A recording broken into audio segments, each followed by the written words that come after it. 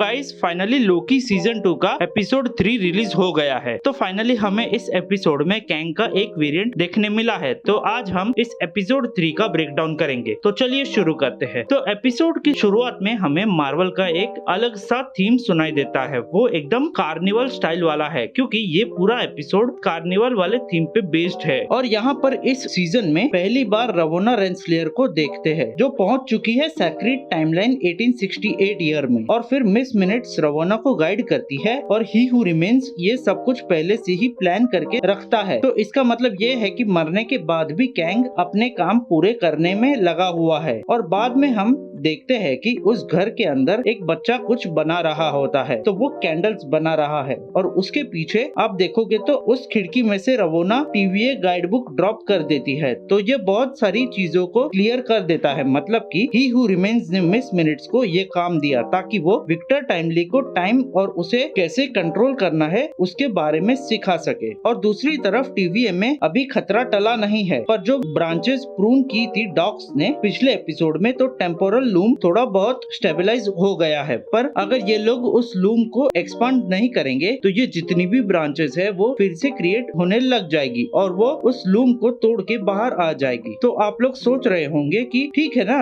Branches सब फट के बाहर आ जाएगी, तो ऐसा क्या होगा? तो ही हु रिमेन्स ने लूम बनाकर सेक्रेट टाइमलाइंस क्रिएट किया हुआ है। तो इस चीज को हमें एकदम आसान तरीके से समझा दिया गया था कि अगर ये टाइमलाइंस बनती जाएगी तो इसमें ही हु रिमेन्स के अलग अलग वेरिएंट्स क्रिएट होते जाएंगे। और अगर अलग अलग वेरिएंट्स क्रिएट होंगे तो वो कभी न कभी तो आपस में फाइट करेंगे और उससे मल्टीवर्सल वॉर की शुरुआत हो जाएगी। और ही हु रिमेन्स इस चीज को होने नहीं देना चाहता था। अगर इन लोगों ने उस लूम को एक्सपांड नहीं किया तो ये फटेगा और मल्टीवर्सल वॉर शुरू हो जाएगा, जिसके बारे में ही हु रिमेन्स ने मरते वक्त बात किया था। तो वो कहता है a lot of me are coming, get ready. और अगर आप सोच रहे हो कि काउंसिल ऑफ कैंग्स का क्या फिर, क्योंकि उन्हें तो हमने देख ही लिया है ऑलरेडी, तो मल्टीवर्सल वॉर होना तो तय है। तो हाँ, मल्टीवर्सल वॉर होगा तो सही, पर लूम की वजह से वो फिर भी रुका हुआ है और इतने सारे वेरिएंट्स नहीं बन रहे हैं। और अगर ये लूम फट जाएगा तो उसके इनफाइनाइट पॉसिबिलिटीज है। अलग अलग टाइमलाइंस में इतने सारे वेरिएंट्स क्रिएट हो जाएंगे कि बाद में उसे रोकना नेक्स्ट टू इम्पॉसिबल हो जाएगा। फिर रवोना को ट्रैक करते करते लोकी और मोबियस भी पहुंच जाते हैं, पर वो लोग इस बार 1868 में नहीं बल्कि 1893 में पहुंच जाते हैं। और यहाँ पर अगर आप ध्यान दोगे तो ये ब्रांच टाइमलाइन है और ये सेक्रेट टाइमलाइन नहीं है। तो इसका मतलब ये है कि रवोना पहुंची 1868 में सेक्रेट टाइमलाइन में, और जैसे उसने विक्टर टाइमली को वो टीवीए की हैंडबुक दी, तभी उस सेक्रेट टाइमलाइन से एक ब्रांच टाइमलाइन बन गई और इसी वजह से ये विक्टर टाइमली एक वेरिएंट है। फिर हमें शिकागो का मिडवे प्लेसेंस फेयर दिखाया जाता है। तो ये जो फेयर है वो रियल लाइफ में भी शिकागो इलिनॉइस में लगाया गया था और इसी में दुनिया का सबसे पहला जायंट व्हील या फिर फेरिस व्हील दिखाया गया था। फिर मोबियस को एक न्यूज़पेपर मिलता है जिसमें हमें एक आर्टिकल देखने मिलता है जिसमें मिस मिनट्स लोगों को भूत बन के डरा रही है। और इसके बाद एक बढ़िया सा सीन आता है जिसमें हम थॉर, ओडिन और बैल्डर, तीन नॉर्स गॉड्स के स्टैचूज को देखते हैं। पर लोकी कहता है कि ये तो बिल्कुल भी इनएक्यूरेट है, पर अगर आप ध्यान दोगे तो वो बिल्कुल एक्यूरेट है, क्योंकि जो थॉर है वो एक हद तक क्रिस हेम्सवर्थ जैसा ही लग रहा है और उसके कॉस्ट्यूम में ऐसे गोले बने होते हैं, वो भी इस स्टैचू में मौजूद है। इसके बाद ओडिन है, वो भी एंथनी हॉपकिंस से मिलता जुलता ही लग रहा है। और तीसरा स्टैचू जो है वो है बॉल्डर का। तो मैं पहले तो सोच में पड़ गया कि यहाँ तो लोकी का स्टैचू होना चाहिए था। तो बैल्डर नॉर्स माइथोलॉजी में ओडिन का बेटा और थॉर का भाई होता है, पर हमने एमसीयू में अभी तक बॉल्डर को नहीं देखा है। तो आपको याद होगा कि मल्टीवर्स ऑफ मैडनेस के रिलीज के पहले कुछ ऐसे रूमर्स आए थे कि बॉल्डर का रोल डैनियल क्रेग प्ले करने वाले थे। तो हो सकता है आने वाले एमसीयू के प्रोजेक्ट में हम बॉल्डर द ब्रेव को देखें।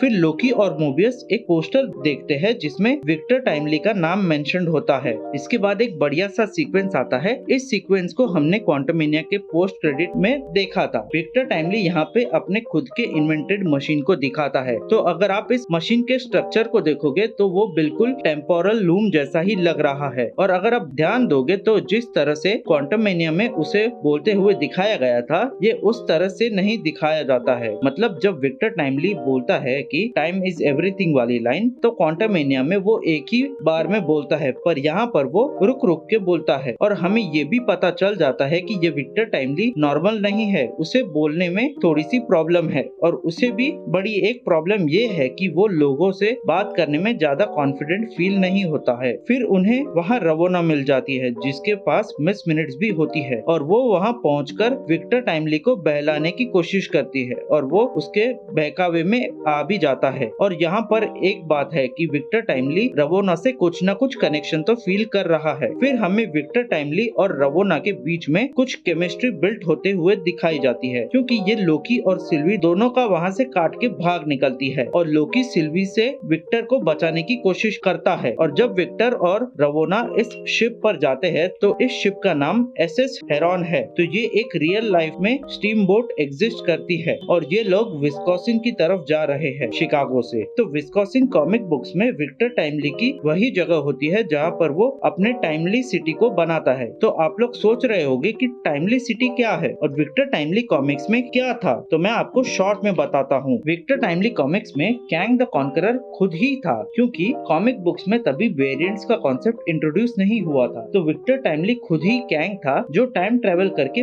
पास्ट में जाता है एवेंजर्स से हारने के बाद, और वो टाइमली नाम का एक शहर बसाता है विस्कॉसिन में और वो उसका मेयर बन जाता है। और यहाँ पर विक्टर टाइमली की लैब विस्कॉसिन में है। तो ये एक बढ़िया ईस्टर एग है। और जब ये लोग जा रहे होते हैं तभी हमें एक और बात समझ आ जाती है कि विक्टर टाइमली भले ही रवोना को कितना भी पसंद क्यों ना करे, उसकी एक ही बड़ी प्रॉब्लम है, पार्टनरशिप। वो किसी के भी साथ पार्टनरशिप में ऑपरेट नहीं कर सकता और इसीलिए वो रवोना को स्टीम बोट से नीचे फेंक देता है। तो इससे हमें एक बात तो पता चल जाती है कि ये जितने भी कैंग के वेरिएंट्स है वो पार्टनरशिप में काम नहीं कर सकते हैं। इसीलिए ही तो मल्टीवर्सल वॉर की शुरुआत हुई थी। अगर ये लोग मिलजुल के एक साथ काम कर लेते तो अपनी अपनी टाइमलाइन में खुश नहीं रहते। फिर विक्टर टाइमली अपने लैब में पहुंच जाता है और वहाँ हम मिस मिनट्स को नहीं, टर्की मिनट्स को देखते हैं। तो विक्टर टाइमली के लैब में बहुत सारी गड़ियां होती है। वहाँ पर मिस मिनट्स टर्की मिनट्स में कन्वर्ट हो जाती है और वो तभी कन्फेस करती है कि वो विक्टर टाइमली के प्यार में पागल है और कहती है कि तुमने मुझे बॉडी क्यों नहीं दी। पर फिर मिस मिनट्स उस पे हावी होने लगती है और उसे डोमिनेट करने की कोशिश करती है और तभी विक्टर उसे बंद कर देता है और फिर एक एक करके सभी एंटर होना शुरू होते हैं। तो सबसे पहले एंट्री होती है रवोना की और उसके हाथ में एक प्रूनिंग स्टिक का प्रोटोटाइप है और तभी वहाँ सिल्वी, लोकी, मोबियस सब के सब वहाँ पहुँच जाते हैं और तभी सिल्वी सभी को उड़ा देती है। और जैसे वो